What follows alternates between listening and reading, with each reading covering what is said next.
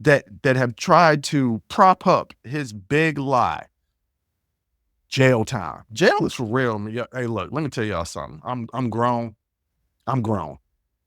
I don't want to go to jail. There's certain things about my life that I'm very particular about. My food is one thing. I'm very particular about my nutrition and my diet.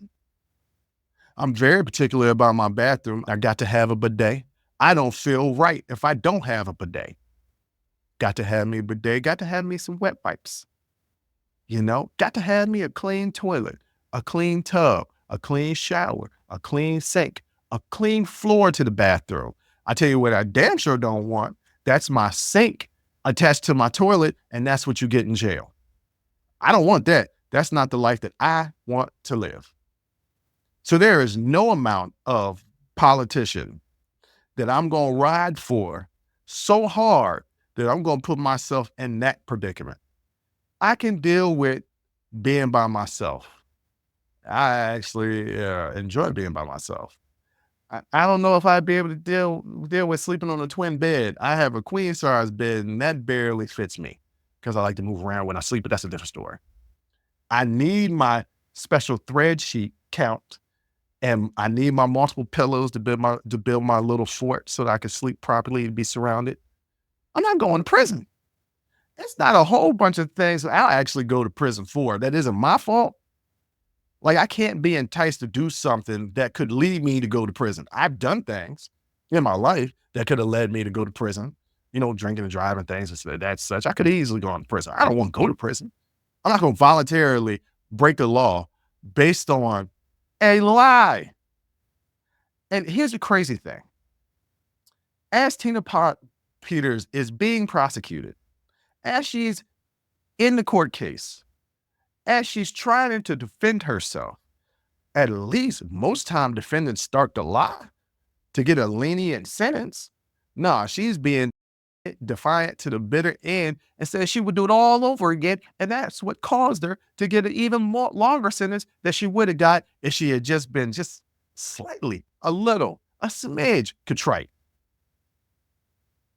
Hey, look, let me tell y'all something. I was telling somebody earlier today, the Republican Party is not the Republican Party anymore. It's the party of Trump. Every Republican that had been an established Republican that has gone against Trump has disappeared. They're out of the Republican Party. Liz Cheney, do not agree with her politics. Not a fan of her as pertaining to her politics. I'm not a fan of her. I don't know her as a person, so I don't know if I would be a fan or not.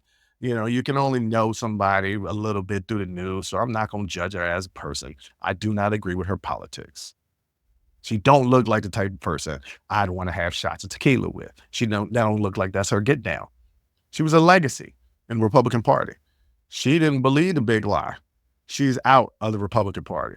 The only person that's in the Republican Party that's from the old guard of Republicans that hasn't fallen to Trumpism is Mitt Romney. And I think that's just because he is such a locked in figure in his area that, he can, no, they're not going to fall a victim. His supporters are not going to fall a victim to Trumpism. Everybody else falling a victim to Trumpism. And what is Trumpism really giving people? When you think about it, what does it really give? It gives you false bravado, because he gives you a lot of false bravado. Okay, hey, I like Superman. Superman gives me false bravado. He's not a real character. He's not a real person. And I know what you're saying. Well, Trump is a real person. Man, his personality is not real. That's false bravado. He keeps. There's a difference between people talking tough and being tough. He's not tough. He talks tough, but he's not tough. Typically, the loudest people in the room are the weakest people in the room. And he is the loudest person that I have ever seen in a room. That lets me know that he's pretty weak. Easily manipulated because he's not that bright. He thinks he's bright. Nothing worse than a person that thinks they're smarter than they actually are. He's one of those people. And Tina Peters is paying the price for it. Okay. Hey, look, all y'all people out there that's riding for Trump, God bless you. You know, when it's all said and done, and you're on those final roads of wherever that road leads you to Trumpism, I'm not even going to say I told you so. I'm just going to look at you, shake my head, and walk off because your dumb ass should have known better.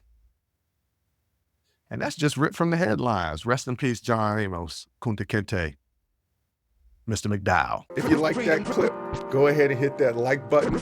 Don't forget to subscribe to catch up on all of our latest content. Don't forget to hit the notifications button when you do subscribe so you can get updated every time we release content. We release content every day, whether it's an actual show or clips from the shows.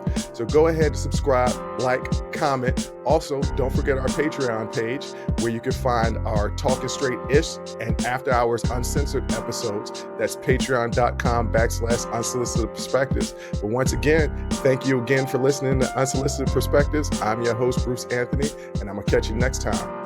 I'll holla.